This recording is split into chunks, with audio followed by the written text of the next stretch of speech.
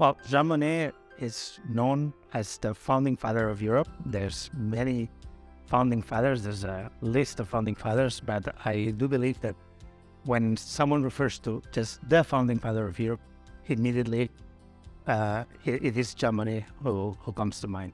And it was in this place at the Jean Monnet House in Houjarray, in France, where we are, where the first blueprint of the founding text of the European communities was drafted, the Schuman Declaration.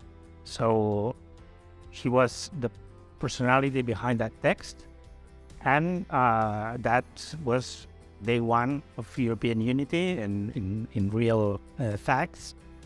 But Monnet, we have to say that he was important. He was a very influential person throughout his whole life.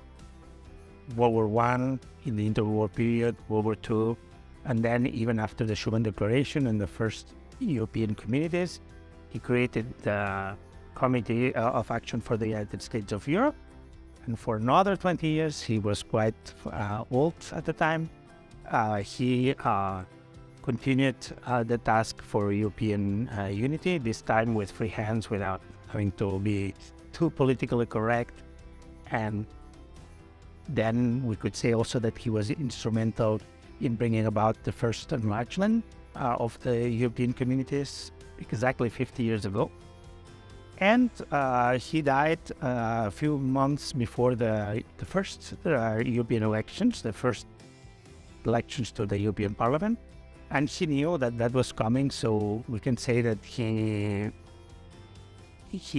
passed away in a moment when he was relieved that a new generation was taking over and was continuing the work that he had started so successfully.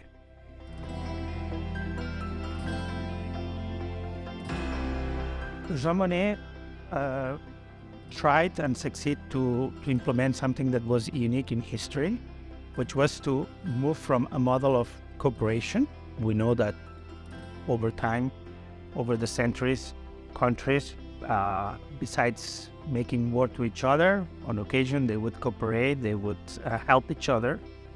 But he understood that that was not enough.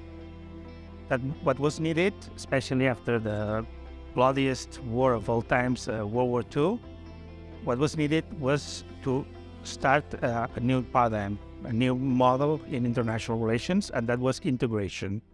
What is integration? Well, integration, contrary to cooperation, is not just helping each other, is not knowing at all where the interests of one side or the other side begin or end. It's a total merging of resources, of capabilities, of assets, of know-how. So there's a total blurring between the initial components of that integration.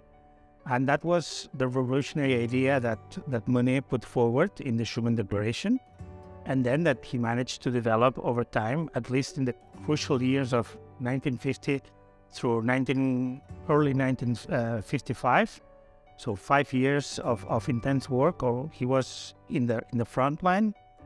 And we have to remember also that he always preferred to be in the backstage because he thought that he was more efficient there, that he would be more resilient, more resistant to possible criticism, possible undermining of his own work. But at that moment, he really needed to be at the forefront. And even when he resigned from the leadership of the first European community, he continued his work, and he continued basically spreading the word, if I can say so, of the benefits of integration.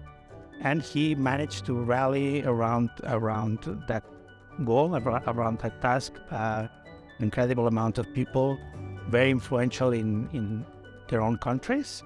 And that's why we still remember today Jean Monnet as one of the most innovative leaders ever.